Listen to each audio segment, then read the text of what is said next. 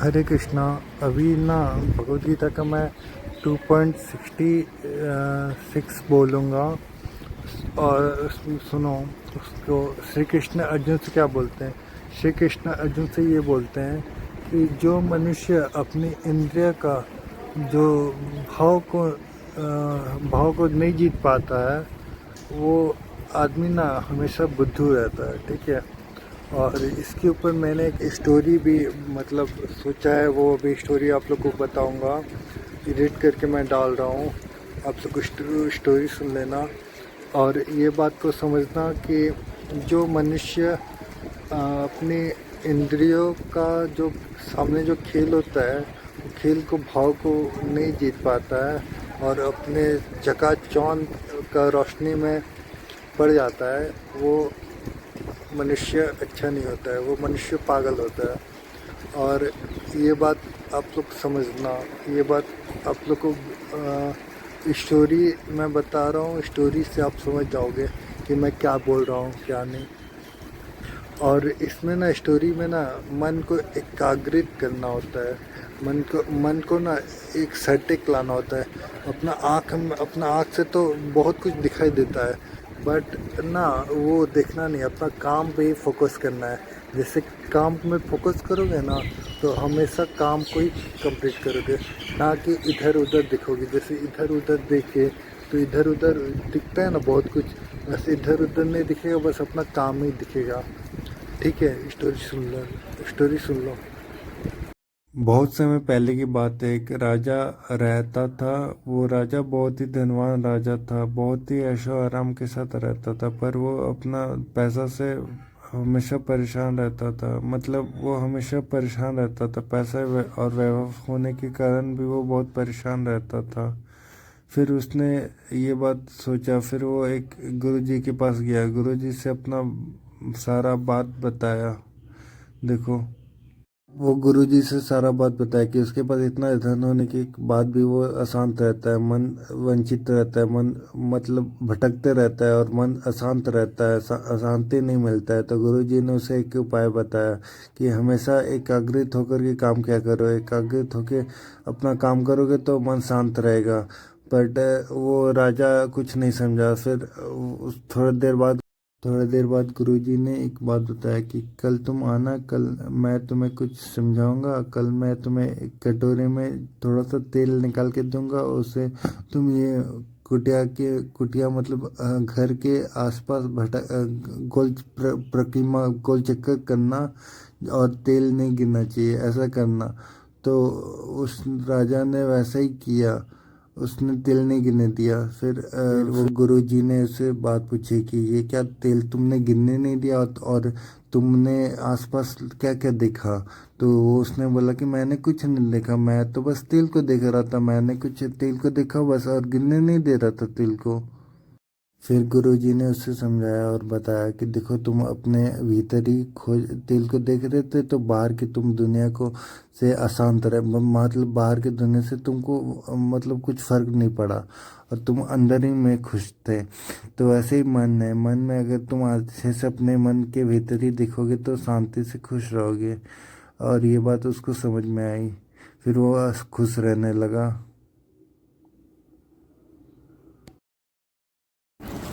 Hello, हरे कृष्णा। आपने story सुना ना, तो स्टोरी में बताया गया है कि आपको अपना आँख का जो खेल होता है, आँख में उदाहरण के लिए बोल रहा हूँ, आँख मतलब होता है मन।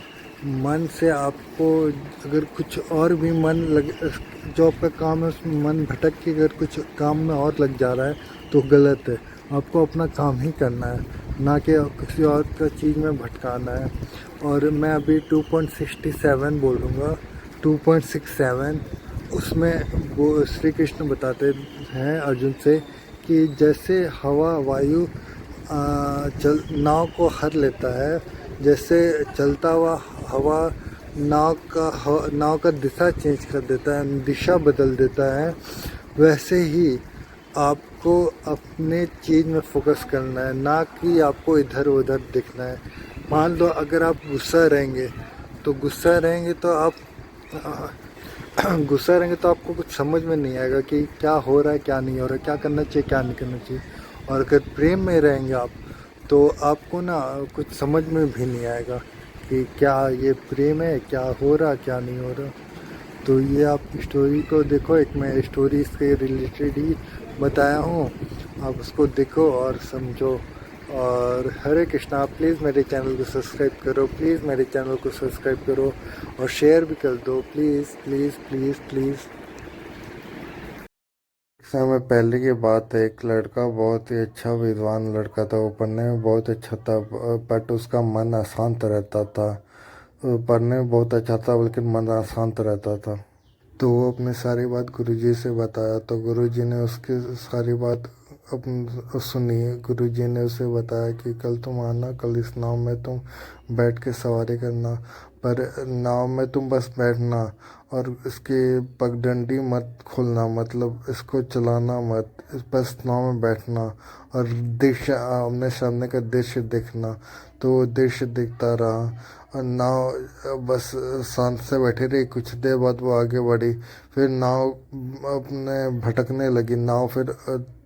नाव इधर अपने आप चलने लगी, इधर उधर चलने लगी, जिसके चलते वो लड़का घबरा गया और डूबने लगा। तो फिर वो गुरुजी ने उसको बात बताया, मैंने ऐसे ही होता है, तुम्हारे पास बल बुद्धि सब होने के कारण भी तुम अगर आँख को नियंत्रण नहीं करोगे, तुम आसपास की चीज़ों में ध्यान लगा कर रखोगे और उसमें तुम हाथ नहीं लगाओगे, काम नहीं करोगे, तो ऐसे ही मन भटकेगा तुम्हारा। लड़के ने बात समझा, बात समझ करके समझा कि मतलब मेरे को बस पढ़ना लिखना ही काफ़ी नहीं है, बात को करना भी है, मतलब पढ़ लिख करके मेरे को कुछ करना भी है, ऐसे शांति से बैठे रहेंगे तो कुछ नहीं होगा। फिर गुरुजी ने उसको साथ ही पाठ समझाया। फिर वो लड़का समझ गया और लड़का आईएएस का तैयारी करने लगा। यही होता है स्टोरी। अच्छा लगा, प्लीज़ शेयर करना स्टोरी को, सब्सक्राइब करना मेरे चैनल।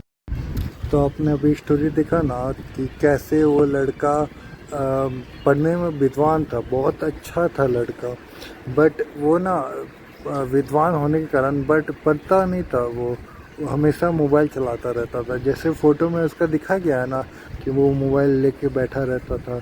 तो वैसे ही आपको ना एक काम करना है, और जो सटीक काम है वो करना है, मतलब जो काम आपको दिया जा रहा है वही काम करना है, ना कि दूसरा काम करना है। वो दूसरा काम कर रहा था तो वो भटक रहा था। तो जैसे ही मतलब नाव को बिना पगडंडी, मतलब नाव को अगर पगडंडी मिलेगा तो मतलब वो उस रास्ता में चलेगा जो उसको रास्ता बताया जाएगा, और रास्ता नहीं मिलेगा तो उसका मन भटकेगा। जैसे हवा उसको नाव को भटका दे रहा था, वैसे ही भटका देगा। तो यही स्टोरी था, इससे पॉइंट बहुत अच्छा है, आप समझो। और प्लीज़ प्लीज़ मेरे चैनल को शेयर करो, सब्सक्राइब करो, please please please please. Hare Krishna.